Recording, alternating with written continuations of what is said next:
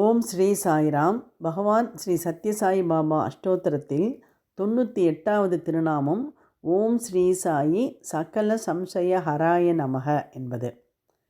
சகல என்றால் எல்லாம், சம்சயம் என்றால் சந்தேகம், ஹரா என்றால் அழிப்பது.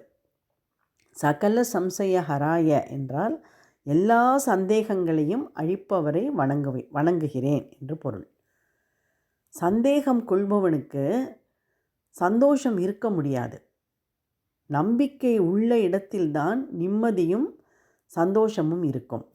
அதனால் கடவுள் மீதும் நம் மீதும் நாம் நம்பிக்கை கொள்வதை வலியுறுத்துகிறார் பாபா. இதை மிக அழகாக அவர் சொல்கிறார். நீங்கள் காரிலே செல்லும் பொழுது அந்த காரோட்டியை நம்புகிறீர்கள்.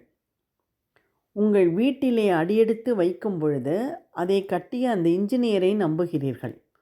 உங்கள் சமயக்காரரை நம்பவில்லை என்றால் உங்களால் சந்தோஷமாக நிம்மதியாக உணவு உண்ண முடியுமா? இப்படி தினசரி நம் வாழ்க்கையிலேயே நம்மை சுற்றி இருக்கும் பலரை நம்ப வேண்டியிருக்கிறது.